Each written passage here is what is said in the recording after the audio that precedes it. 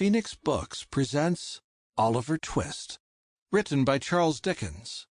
This performance by Paul Scofield is copyright 2014 Phoenix Books.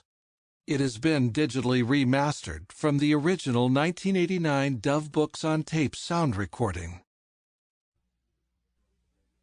Among other public buildings in a certain town which for many reasons it will be prudent to refrain from mentioning, and to which I will assign no fictitious name, it boasts of one which is common to most towns, great or small, to wit, a workhouse.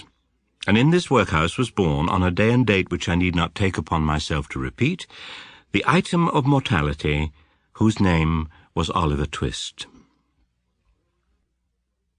There was nobody by but a pauper old woman, who was rendered rather misty by an unwonted allowance of beer, and a parish surgeon who did such matters by contract.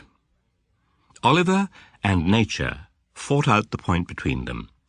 The result was that after a few struggles Oliver breathed, sneezed, and proceeded to advertise to the inmates of the workhouse the fact of a new burden having been imposed upon the parish by setting up as loud a cry as could reasonably have been expected from a male infant who had not been possessed of that very useful appendage, a voice, for a much longer space than 3 minutes and a quarter.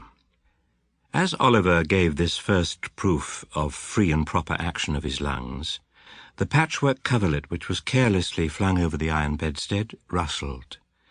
The pale face of a young female was raised feebly from the pillow, and a faint voice imperfectly articulated the words, "Let me see the child, and die."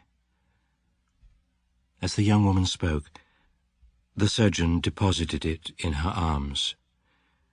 She imprinted her cold white lips passionately on its forehead, passed her hands over her face, gazed wildly round, shuddered, fell back, and died. "It's all over, Mrs. Thingamy," said the surgeon. He put on his hat and, pausing by the bedside on his way to the door, added, "She was a good-looking girl, too. Where'd she come from?" "She was brought here last night," replied the old woman, "by the overseer's order. She was found lying in the street. She'd walked some distance, for her shoes were worn to pieces, but where she come from or where she was going to, nobody knows." The surgeon leant over the body and raised the left hand. "The old story," he said, shaking his head. "No wedding ring. I see. Ah, good night." The medical gentleman walked away to dinner, and the nurse, having applied herself to a green bottle, sat down on a low chair and proceeded to dress the infant.